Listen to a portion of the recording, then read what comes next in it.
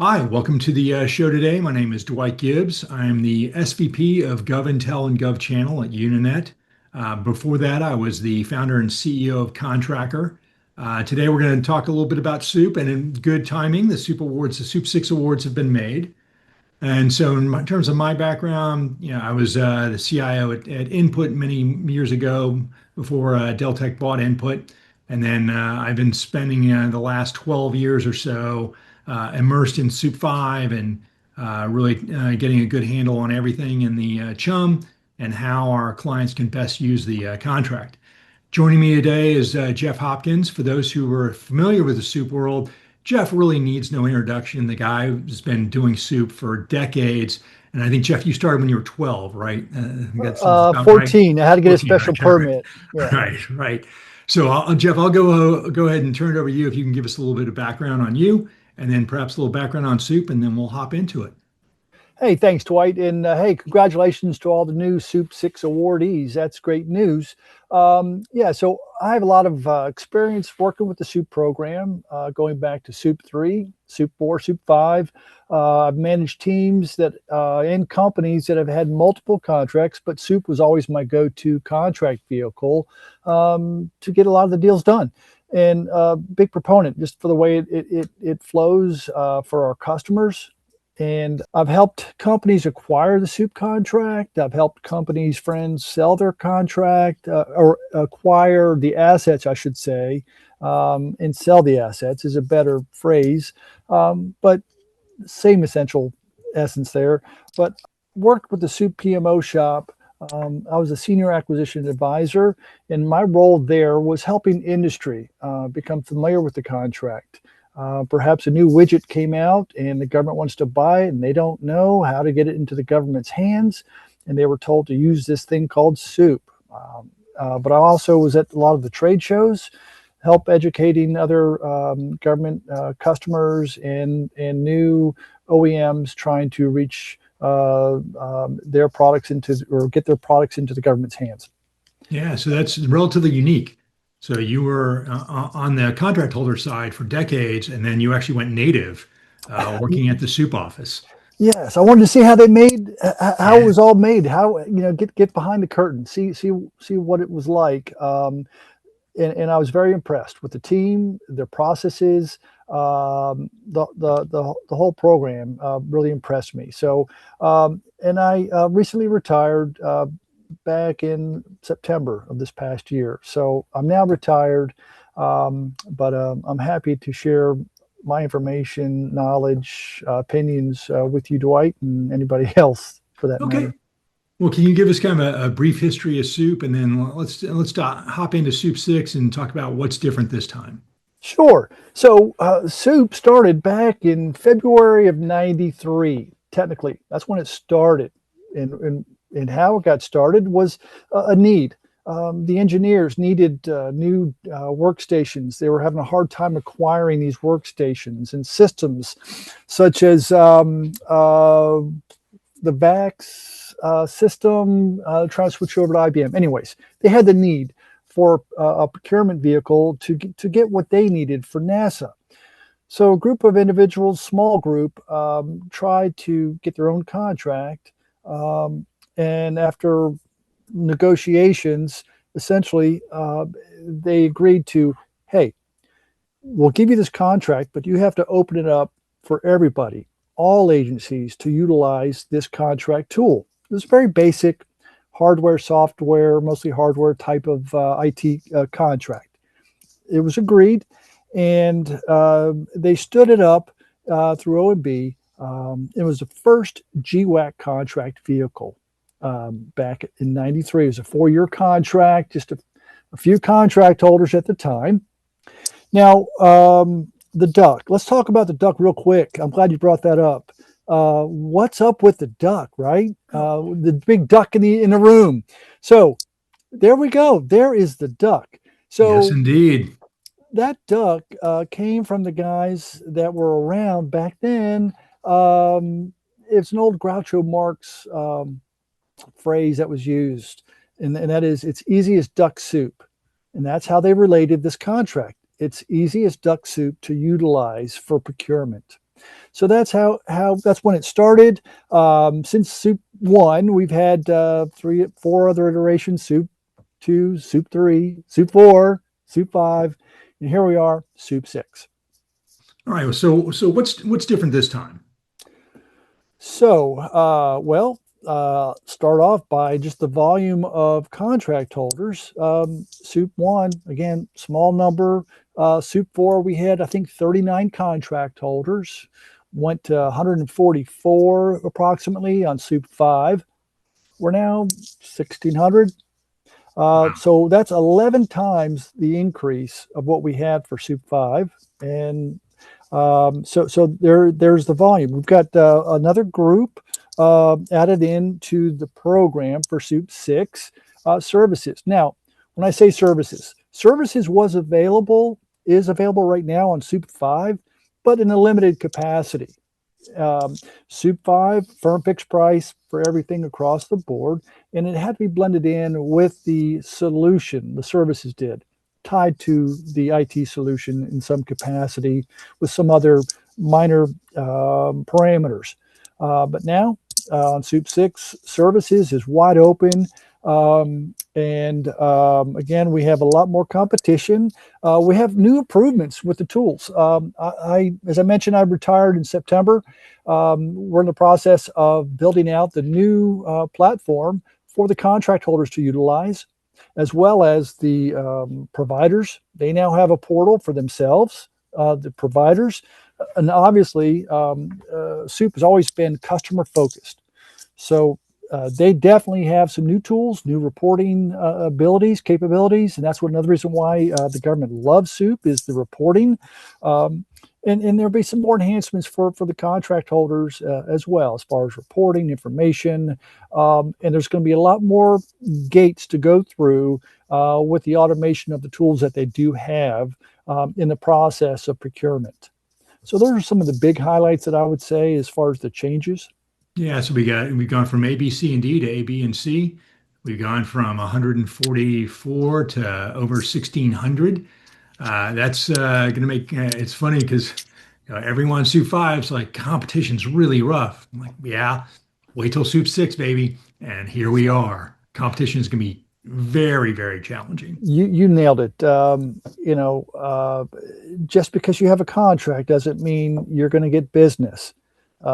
It's time to rise and shine, as they say. And at the end of the day, you need to prove why am I going to work with you? And that's not just with the customers.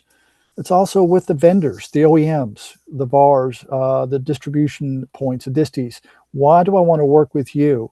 So that's key to set yourself up ahead of your competition. And then that includes subcontractors too. Now we've got the services. Yeah, the people are going to have to be really active in working on teaming partners for subcontracting. You lead right into the next question, which is how should contract holders prepare? Right, this doesn't launch till November, right? So we're going to be live in November. So people have a couple of months, and busy season's coming up, which will derail some folks. But how should the contract holders prepare for SEWP VI? So that's a great question, and my opinion is preparing for this contract is, let's talk about paperwork. Get all your paperwork in place. Your website right now in SEWP V, one of the requirements for the contract is having a SEWP landing page, making sure those types of things are all in place. And you can go to SEWP V now and look some of the existing current prime contract holders. Go to their landing page and get an idea, okay, and make sure you have that ready to go, lights on, at a bare minimum, compliant to what the requirements are for SEWP VI for that said landing page. Making sure your SAM registration is current, matches up with your company, your address, all these types of things, kind of like, again, your paperwork, make sure it's all in place and it's ready to go. You also want to make sure that your relationships are in place. Let's talk about, when I say relationships, the OEMs. For SEWP VI, there's going to be some more gates as far as what is your relationship with that OEM. When the government needs to buy a product, the supply chain is key. As you know, with some of the requirements now, in addition to SEWP V to SEWP VI, supply chain is key. And they want to make sure, what is your relationship with that manufacturer? Is it going through a distribution point? Is it with the OEM? What is your relationship? Do you have one? And these things require working with your respective OEMs. Um, the OEMs, they're going to be getting phone calls from hundreds of your competitors to get a quote when the time comes. But getting all these relationships in place, you want to differentiate yourself with these OEMs. You need to make sure you have your paperwork in place, the NDAs, the reseller agreements, all that kind of good stuff. And I just want to pause, getting back to a comment I made, why you? You need to explain to your OEMs, why am I going to work with you? Make sure that you know that you're going to provide them good communication when the RFQs come out. You're going to pay them on time. That sounds kind of small, but that is huge. I've seen so many issues with OEMs, distributors complaining about contract holders not paying them on time. Make sure you have your system set up so you can communicate with them. And these are the things you want to communicate to the OEM, like, hey, work with me. I got you. You're going to be in good hands with me. I'm going to let you know about the RFQs when they come out. I'm going to get you updated. These are things you need to have in place to get those agreements in there. Same with the distributors. Now, going back to the OEMs, some of them may require you to get certifications. That can be timely, costly. Understand what those are. See what your workarounds are. Work with them. You want to become their friend. It's about relationships, not just a one deal and done. You need to make sure that you're sincerely working with those that make sense for your company. You can't be everything to everyone. You need to focus in what makes sense for your company, and find out what OEMs make sense. Yeah, there'll be some new ones coming out all the time, and try to stay on front of those. Because if you can find a new company that the government is they found and they need and they're going to be needing in the future, hey, build that relationship as quick as you can, and then show them why they want to work with you guys. That's key. Besides that, you want to make sure that your general counsel, legal counsel, whomever you use, whether it's on, in any capacity, you want to make sure you have your templates in place to quickly turn around NDAs for your relationships, your reseller agreements, for your subcontractors, for your OEMs, for your disties. Make sure that you have a quick and easy process.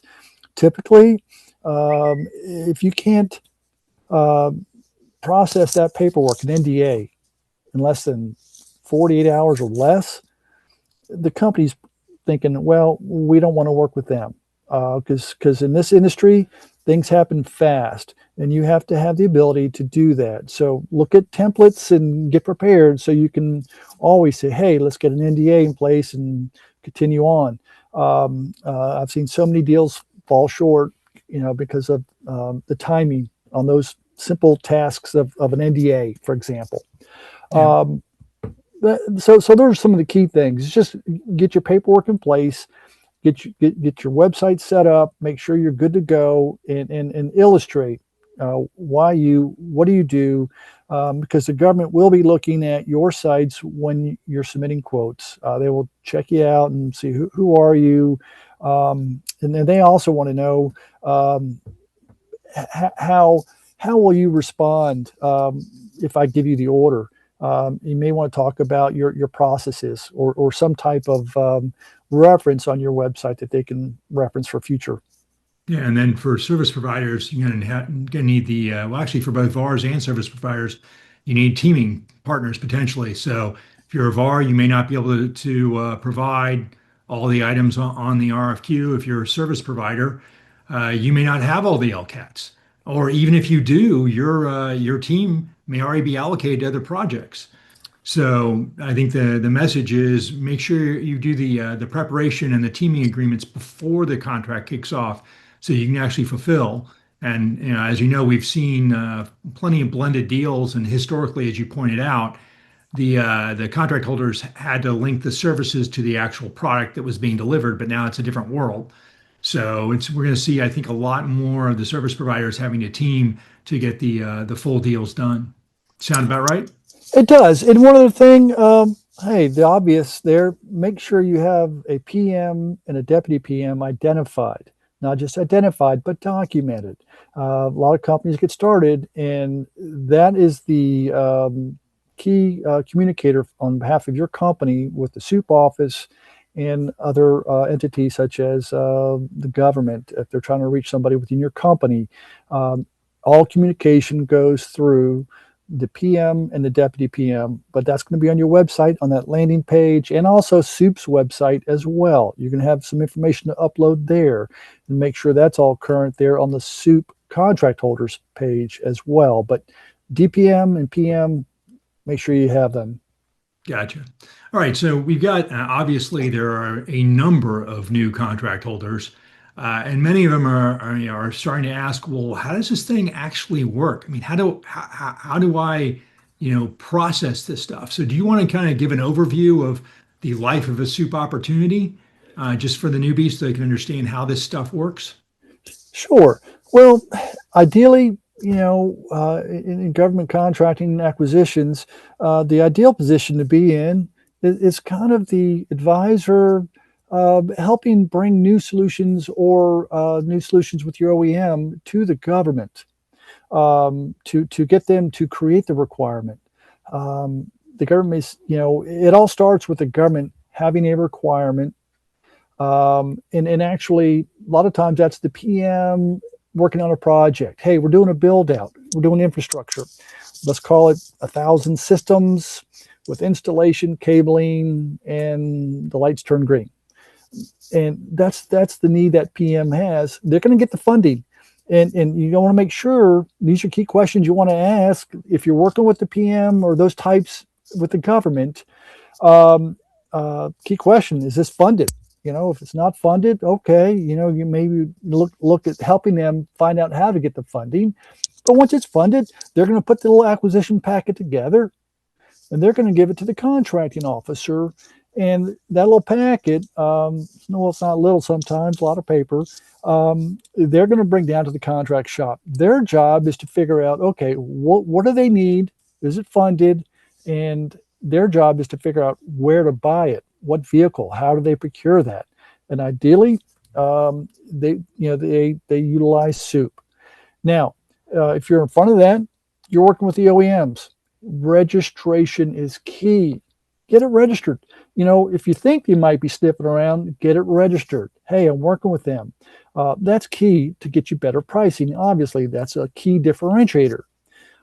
One other thing there, it's not about the lowest price. It's not LPTA type of a contract. It's best value. But when it's a commodity, it's price. Make sure you get the best price you can, if you can. So that packet is on their desk. Now, keep in mind what the contract officer is going through. They've got a stack on their desk, if you can visualize that. Their job is to get that packet off their desk efficiently as possible. And because they've got more to work on. So that packet, they're looking, for good submissions that are compliant to what they've asked for. And then they'll say they utilize the SEWP contract vehicle. And then you've got you and all your friends looking at that same requirement. If you're just calling up your OEM or a disty, hey, I need to get a quote for this and this for those systems, and I need some. I need 5 guys to do this deployment, and I need the cables. Now, there's a lot of things to look into with this. Is that you want to make sure if you're working with the key partners, get them that requirement to look at as soon as possible. what are they looking for? And you want them to have the ability, that's working with your OEMs, to have the chance to look at it. What are they asking for?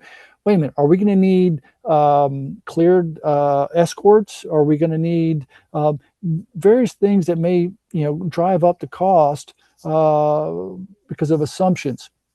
You're giving them the opportunity as soon as you can to say, hey, here's the requirements. Do you have any questions? If you do, I'm the PM or my deputy, we can submit the question to the contracting officer, but keep in mind, everybody Yeah. else can see those questions too, right?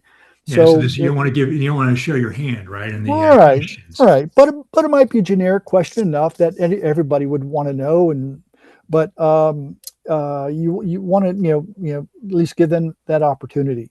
Um, so with that, you want to also keep in mind that the government asks for no partials unless you have approval ahead of time. So you got to factor that into, because sometimes the government will say, well, yeah, we've got 6 different OEMs coming in for that one requirement. And if you're required to consolidate them for a singular delivery because it's no partial deliveries, then that you need to say, well, do we have a facility for that? Do we have the capabilities? Do we need to do asset tagging, et cetera? These various things can come up. So make sure you answer the mail. That's the key thing. Answer the requirement. If you can't answer the requirement, you're on the hook for any differentials that you did not fulfill on. I've seen a lot of companies get burned because, oh, you asked for that too. We didn't quote that. Well, that's on you because it's still a requirement, and then you're going to get stuck, burned, whatever you want to call it, to deliver in totality, and SEWP will back them up on that. So you got to be careful to make sure whatever the government's asking for, you have to answer the mail. If you have any questions, you got to get it, ask the questions. Don't guess. Again, it could be a very risky scenario if you don't. Um, so, so So um, you'll have your cost, right? So you get yeah, your cost from work with the partners, work with the CO to answer all the questions. Then you've got, these are the LCATs and the products that I need. You've got your final quote, and then you've got to do the TR, right? You got to get that, and best not to do that 30 minutes before due date, right? not at all. No, you're spot on. Look, get everything prepared. Get your TRs in ahead of time. I have seen so many people spend so much time and effort across the board. The whole team spends a lot of time, and there's no mercy when it comes to the clock. The clock is what it is, and if you find out that, oh yeah, SEWP is great about getting new items added, um, uh, in hours, usually, sometimes in minutes, but 24 hours is the requirement. Now, with a lot more contract holders, it may need that full 24 hours to get those added.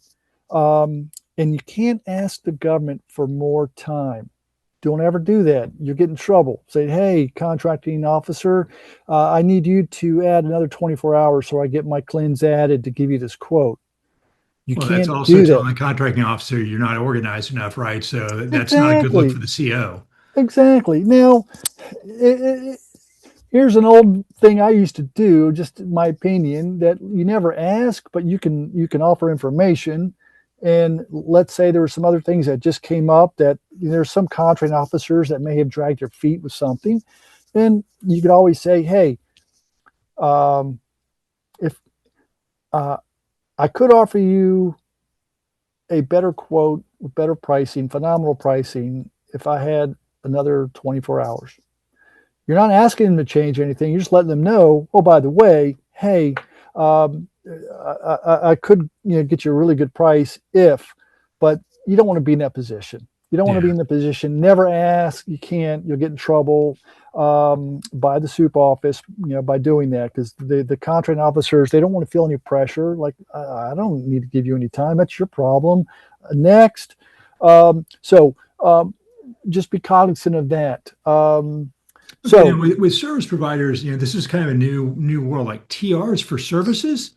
So we've been talking to a fair number of the new CHs. It's like, so do I have LCATs by hour, week, day? Do I have one TR for a whole job? Can you talk a little bit about what TRs look like for service providers? sure. Well, I can a little bit because that still was in development upon my departure. They're still building out the tools there, right? But generally speaking, um, my advice is to have all your labor categories on contract, hourly, weekly, monthly, on prem, off prem, however you got, get them loaded as a labor category. And be careful, clearly illustrate who they are, what do you get for this person for that hourly rate. Because what SEWP's job is for all submissions for a new CLIN to be added is to evaluate fair and reasonable pricing. That's a key thing right there. Is it compliant and is it fair and reasonably priced compared to industry? And Joanne and her team, they have some interesting behind the curtain tools that can quickly validate, pricing, sniff out BS. So you make sure, your descriptions are complete and full and accurate as So, far so as your labor categories as well. with the Go labor ahead. guys, so you would put things like, years of experience, what they're familiar with in terms of packages or technologies, that kind of thing. So it would need Correct. to be detailed. And this is one of my favorite Joanne quotes: $10,000 CLIN needs a $10,000 description, right? Bingo. You got it. Yes, sir. Yes. Okay. So that's spot on. So with that being said, when the government has a requirement, it's either task driven, perhaps, or is it they just need support? Let's say a help desk, because that's a new thing for Soup Six. Help desk, services. They need to know. You can bundle them into one CLIN for an offering, but it depends on how does the government want it. How do they ask for it in that requirement? Um, for example, let's say that project, I was hypothetical project of the 1,000 units with installation and cabling and the light turns green. Well, okay, so you've got it figured out. You got all the equipment arriving on prem same day. You've got your guys already, lined up, teed up as well. But you can provide all of that under a bundled CLIN, and all a bundle is a group of pre-approved existing CLINs. So if you have all your hardware already on your contract, you've got all your labor categories already on contract, you've got all the other things already on contract, all you're essentially doing is because the government wants one line item. This is what we need and has all this. Okay, break it out, but get all these other components first on the contract. Just load it up. And then it's a quick and easy tool that they have where that they can approve quickly because they know they've already approved everything already. It's just a bunch of pre-approved CLINs already on contract into one unique CLIN that you've created, but it can't be more than if they went a la carte. Gotcha. Lower's fine, right?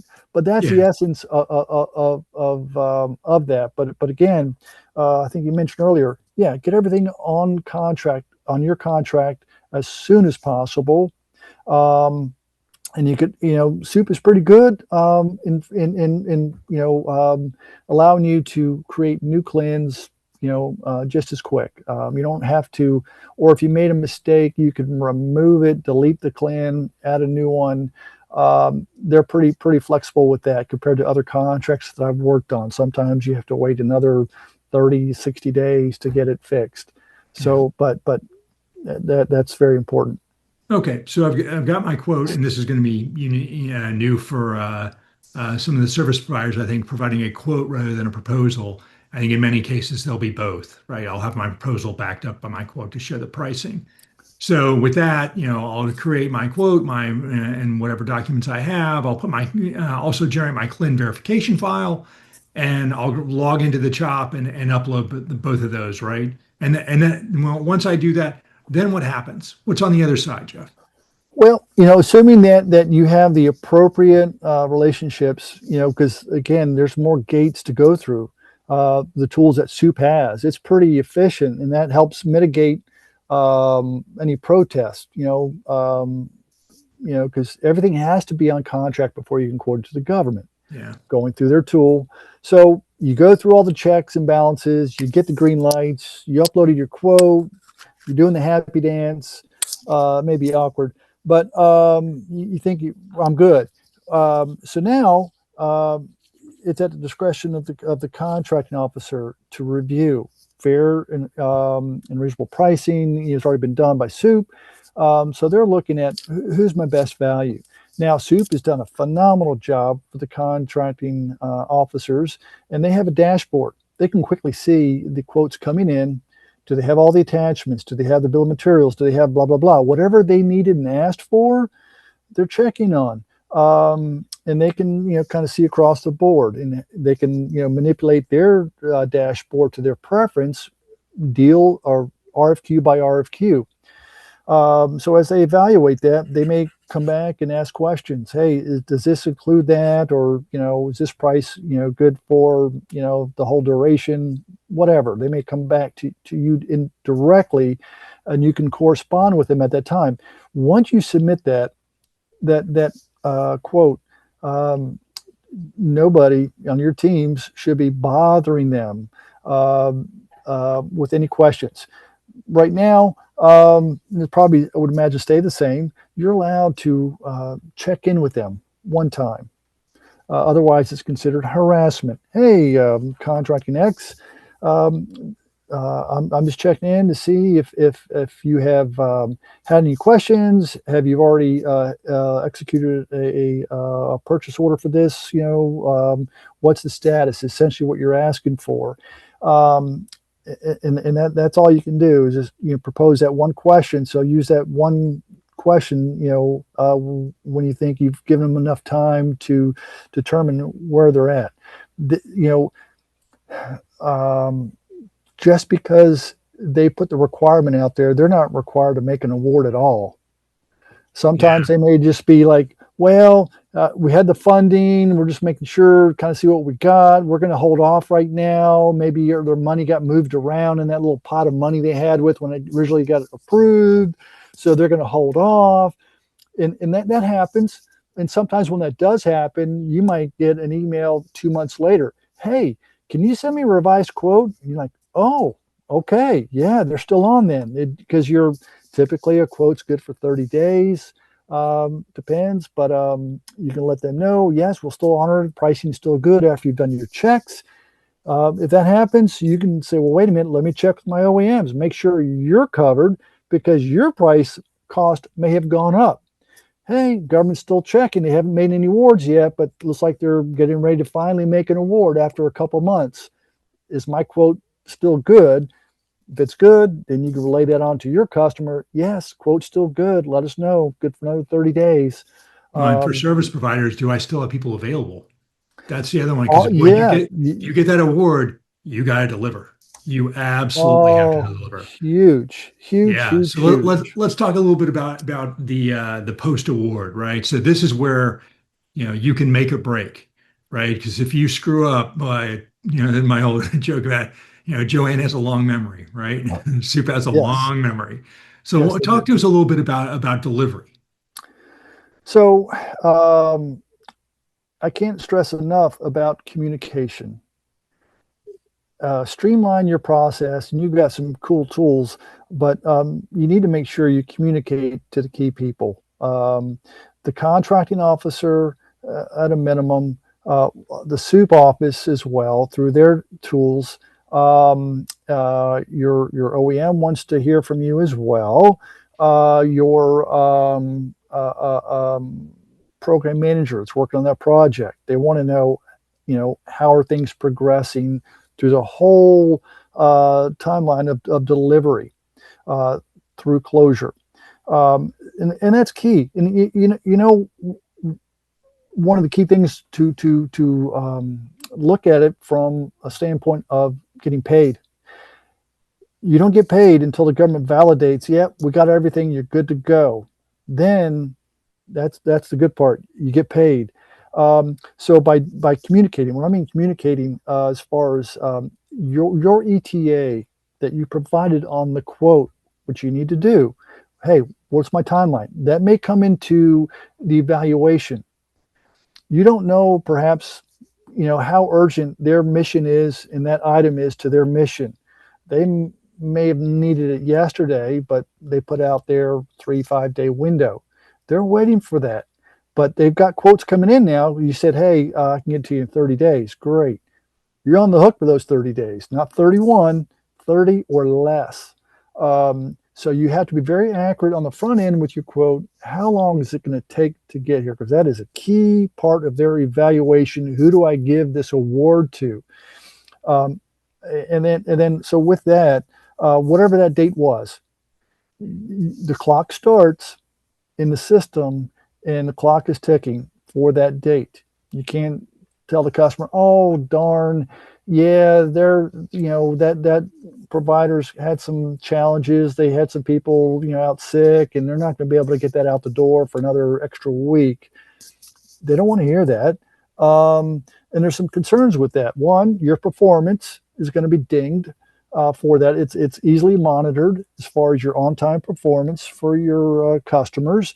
So SEWP is actually tracking delivery, right? In Yes, terms of you've said evaluation. So I think all the new contract holders need to understand that every delivery, every single delivery order you get is graded effectively it for is. performance. And it's not just graded. There's a page right now in SEWP V you can look at. That's one of the key categories that the government looks at right now on performance as far as the rating of delivery. And also, if it is a very important deliverable, the government may come back to that contract holder and say, hey, you're late. That cost me a lot. We had to hold the train for the whole group because that one part didn't come in on time that you said it would. So I'm looking for considerations, Yeah, no, right? they want So something back. they want something because you did not perform, and you don't want to cross a contracting officer. You're one and done.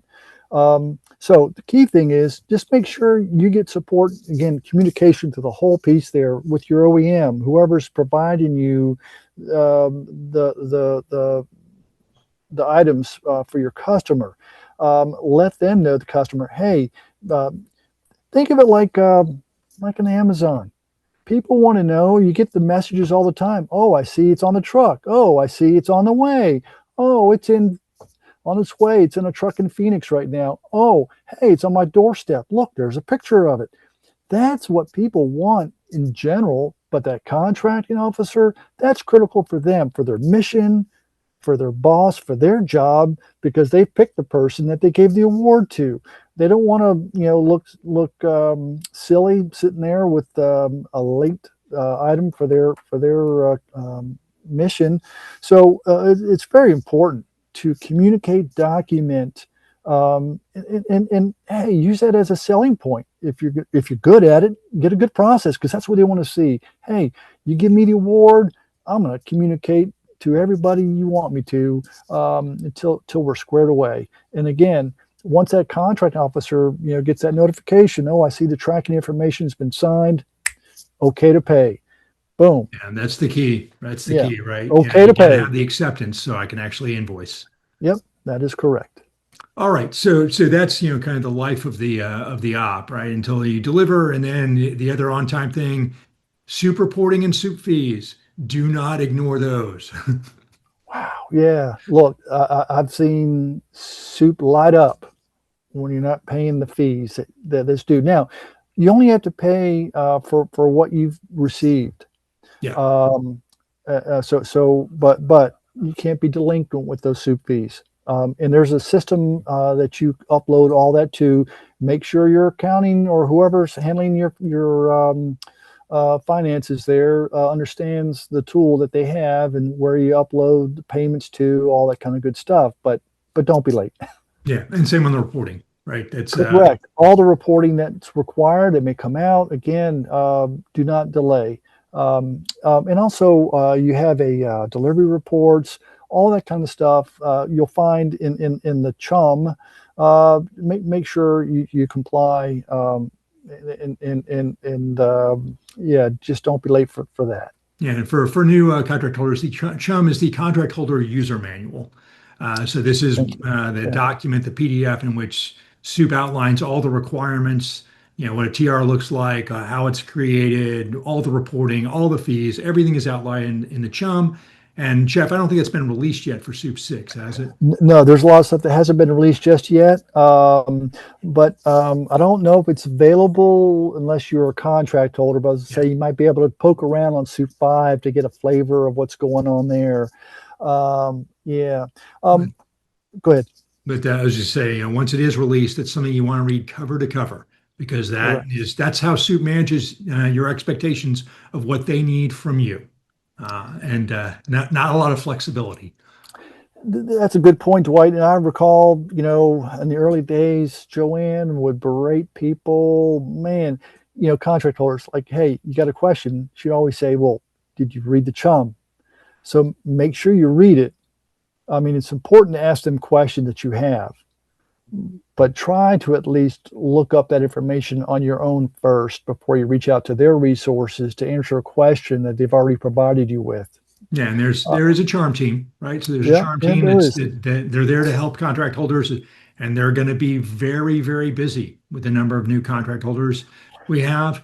But I think RTFM, read the friendly manual, right? Right. Bingo. Yes. And one other communication point there, I can't stress enough too that only the PM and the deputy PM are the ones to communicate with the SEWP office.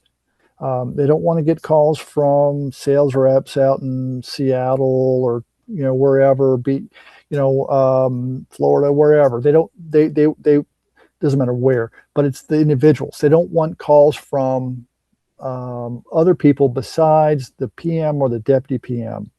That's the focal point of communications with the SEWP office. Now, if for some reason the SEWP office calls somebody else on your team, that very rarely happens, but it could. But again, make sure your team knows that all communication to SEWP goes through either the PM or the deputy PM. And almost more importantly than that, the COs. Do not have your subs calling the CO directly. The CO should never get communication from anyone but the PM and deputy PM. Even your OEMs, Yeah. you don't want to give them, for example, you shared with them a requirement, and they're like, wait a minute, they should be doing this instead. They should be using this widget. This is better than theirs. This widget is what they need. I'm gonna call them and say, hey, why aren't you using this widget? You need to change that requirement to the widget. Like, well, who are you, and how did you get this requirement? I'm busy. So yeah, you can't do that. So yeah, again, make sure that all communication flows appropriately. All right. So we talked about how the deals come out from the end client to the CO, through the chop, to the end. We get the TRs done, we get the quotes, the CLIN verification file, and then ultimately the award and the delivery, which is in many ways more important than the actual quoting. So a lot of the contract holders are looking at the amount of competition. They're saying, well, how can I best differentiate myself? Right? How can I set myself up to win? Because it's going to be brutal, absolutely brutal. So if one of the CHs came to you and said, Jeff, what's the best strategy to win? I mean, now I know how to actually put together a proposal and a quote. That's great, but how do I best differentiate myself from my competition? What would you say? You know, I'm a firm believer in relationships, building relationships with the contracting officer. Do your research. Who's doing the buying? What are they buying? Understand, as much as you can from that agency. Maybe I want to, focus. Depends on what your company's doing, what their strong points are. You align that. with an agency or with some OEMs. The OEMs too, they want a good partner. A lot of times the OEMs, they're already the ones out there planting the seeds with the government. Hey, check out this new widget. You need that. They'll work on it, you know. So they're out, their sales teams are planting the seeds. The government comes to that OEM who has no contracts. A lot of times, not a lot of times, but some OEMs don't want a government contract. They work through disties, etc. But they're the ones out there, right? But if you have a good relationship with some of these OEMs, that hey, I'm your guy, I got you. So this, you know, I would work with them to when they're planting those seeds, and the government says, hey, I need a contract. They think of me and my soup contract, that they know that I'm going to take care of them. I'm going to help them out, give them, you know, all the information, communication. They know that I'm going to take care of their customer. I'm not going to try to steal their customer from them. They can get that way sometimes, but they know that we're a good, you know, fit for them to help their customers, because they're the ones out there working the requirements. Again, you got to have a requirement. They're the ones help to instigate the requirement to begin with on the front end. It's good, and do some research, find out the new widgets coming out. Maybe get in front of that and be that person's. I've had some ponies, and I've had some stallions, you know, that I've partnered up with, and it's the cost of doing business, but I enjoy making the relationships along the way. So work with the OEMs, work with the contract officers, understand them, and what are they buying, what have they been buying, and you guys have some cool tools to make that easy to do the research on. Yeah, Also, so yeah, go ahead. you're getting situational awareness, right? So, you know, going to FPDS, who does this agency, sub-agency buy from, right? What are they buying? You know, what, you know, and going and looking at their current ops and their previous ops. And I think it is a lot of situational awareness on, you know, I need a profile, right? What is this person, you know, what is this CO, this agency, the sub-agency, what have they bought recently?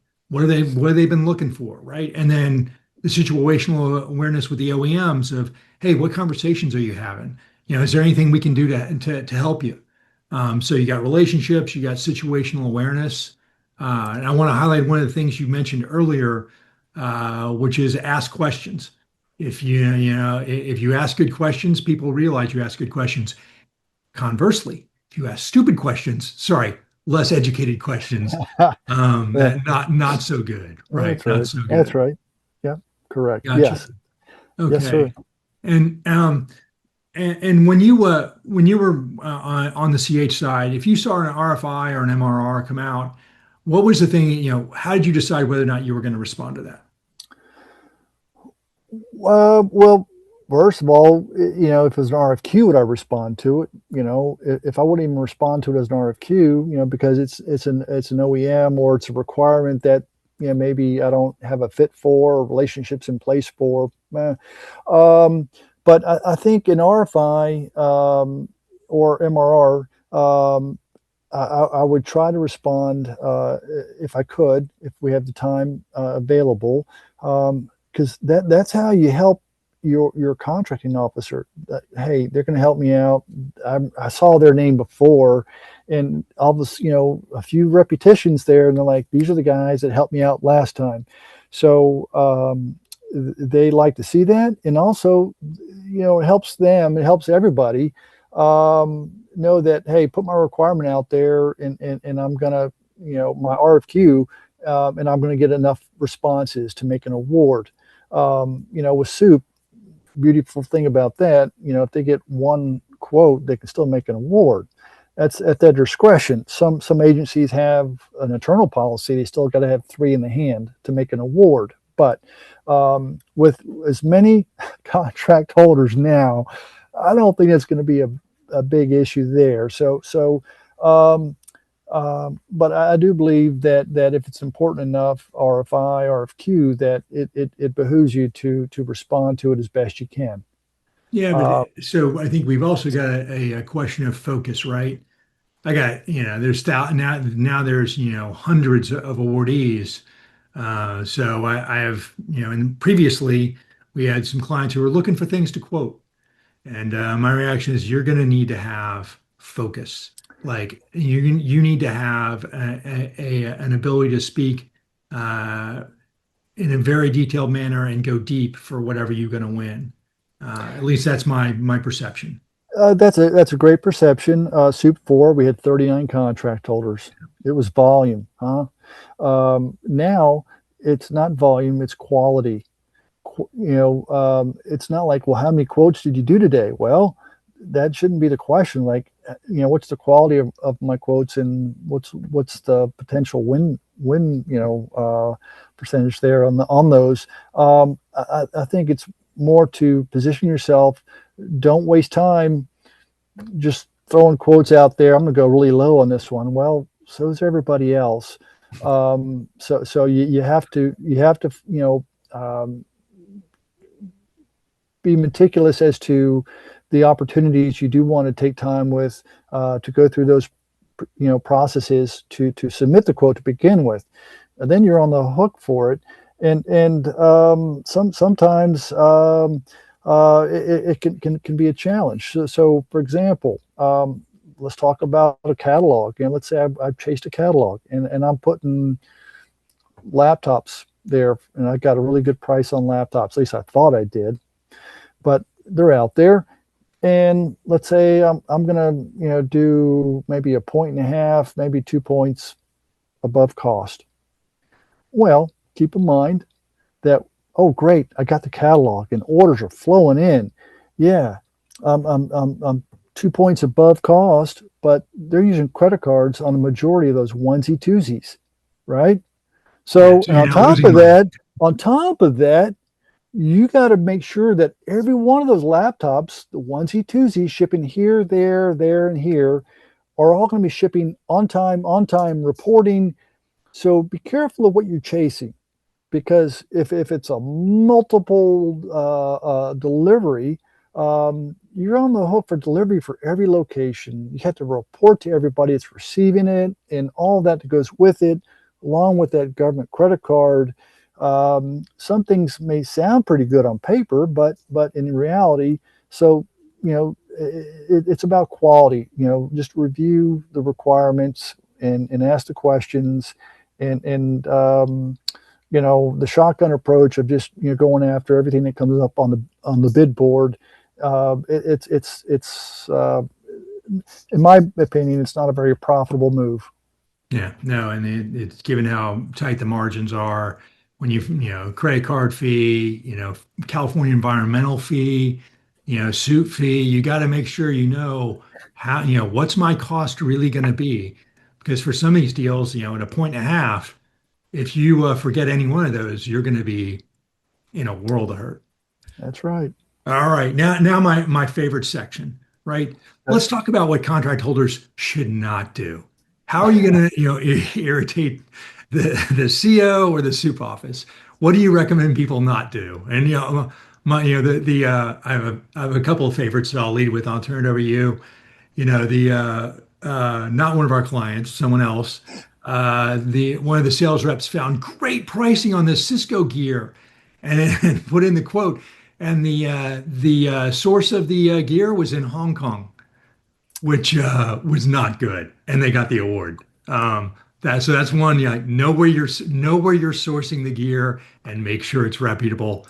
The other one was very was related and very unfortunate. Don't fudge TAA.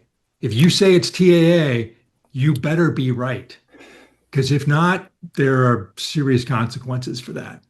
So those are good points. And that last point right there, TAA.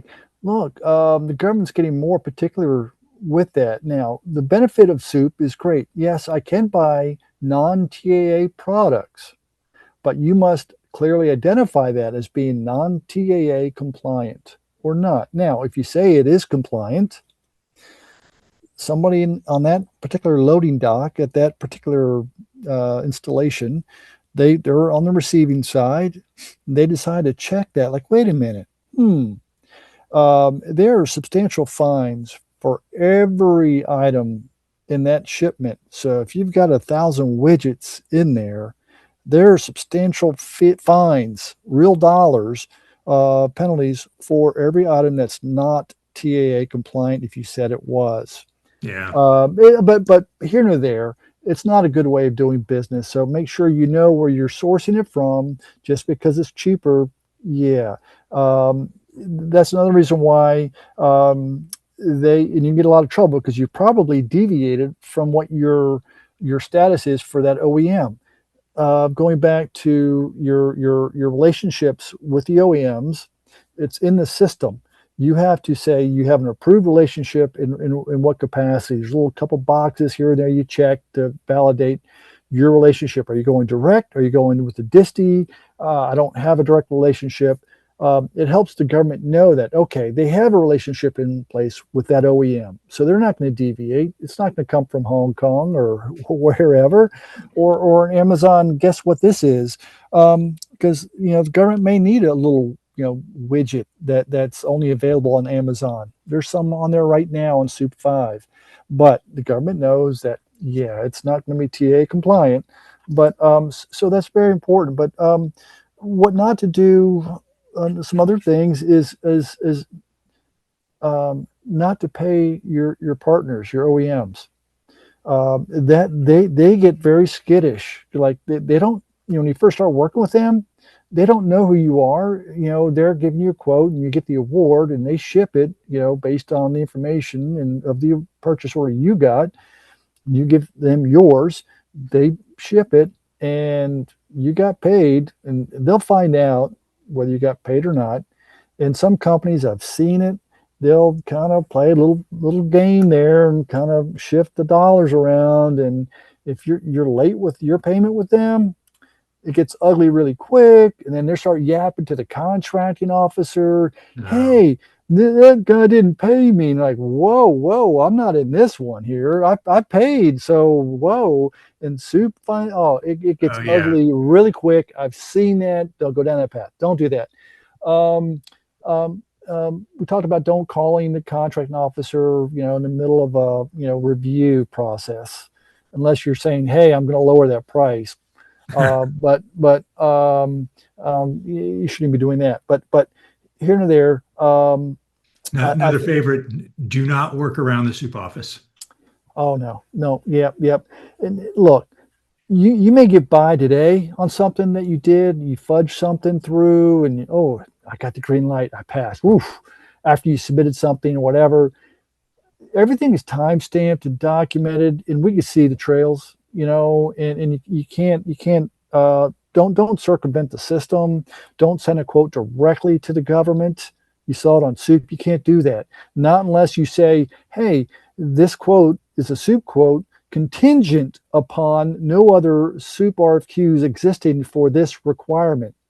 Because sometimes some contracting officers will take it on themselves. Maybe they're new to SEWP, perhaps, but I've seen it happen. But generally speaking, you have to go through the tools that SEWP has. It keeps everybody safe because, again, the only way they can protest if it's not in scope, but everything's in scope if it goes through the system, which means So SEWP's check everything out. So everybody's good, keeps everybody safe. Don't circumvent the system. never process an order without an STN, right? You gotta have Correct. Yes, that's another good point there. An STN is a SEWP tracking number essentially, and I think they may have changed the vernacular of that, but essentially, SEWP has to capture it. And here's the beauty about SEWP: they have everything from cradle to grave. The requirements in there, your uploads are in there, all your attachments are in there. The purchase order you received from the government's in there, your updates for tracking and delivery information's in there. It's all captured. So that's a phenomenal repository along with your tools. But that is the point of record for SEWP. So the government can go back and revisit something like, well, what was the requirement again? What did it say? And keep that in mind too for your own edification that it should all be there for future reference, or and heaven forbid you have to go back to the contract with the customer, because usually that's never good if you're having to whip out the contract. yeah. But yeah. One of my other favorite ones, do not hope that problems will not be discovered, right? Yeah, that's what I'm saying. Yeah, because there's a trail there. You may have gotten by, or someone else did it, um, but you can get stuck. A year down the road, 2 years down the road, you can get your hand smacked. Yeah, when I tell all of our clients, deliver bad news early. No one likes surprises. Don't wait till the end. And this is part of the aggressive management of CO expectations, right? Yeah, I mean, some things will come up, and it's how you handle those situations that will Yeah. help get you more favor of that contracting officer. Oh, yeah, I remember. Maybe it's not your fault, but if you can help out a contracting officer, look, I know you didn't mean to do that, but I worked with the OEM. We got it swapped. There's not going to be a charge. You're giving them love. They love that. When you do the right thing and help them out, that's how you build a customer for the long term. And again, can't stress enough, it's about relationships.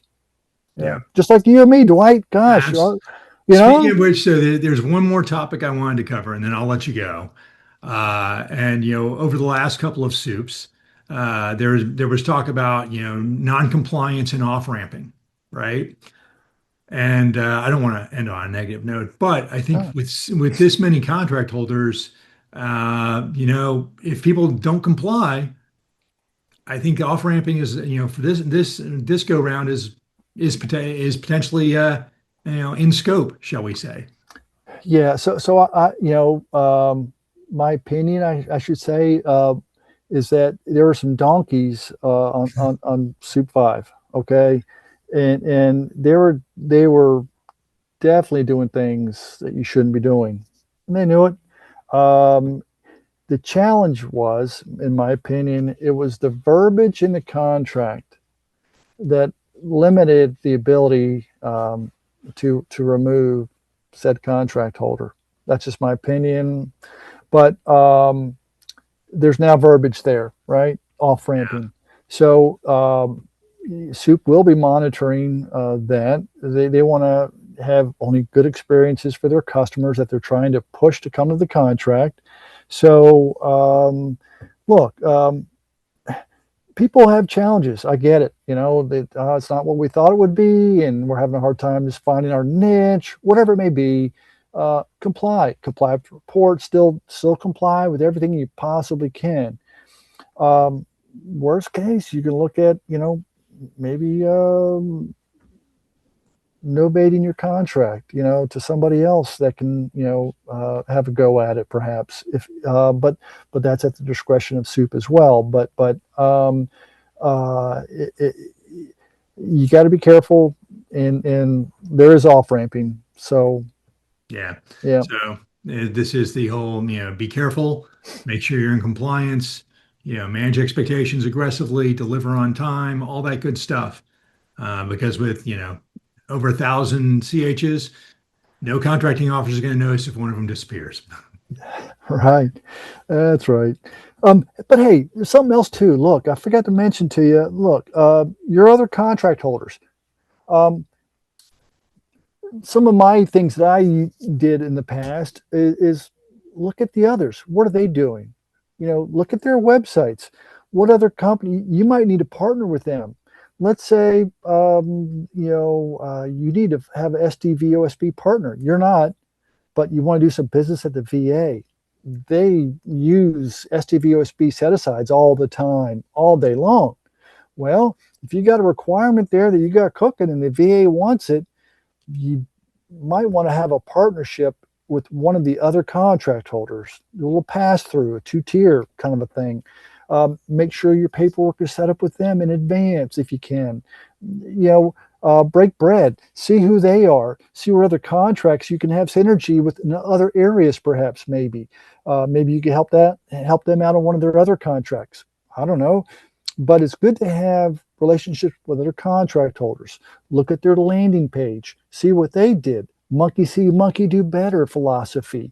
Not because they did it means it's right either, but if you look at enough others and like, okay, I see what's going on there, in the past, we used to be able to, I think still, they may have changed it, look at CLINs of other people's, like what did they do? I can see that they're chasing that deal. Things like that, you can go in and kind of sniff around, but have a relationship with the contract holders.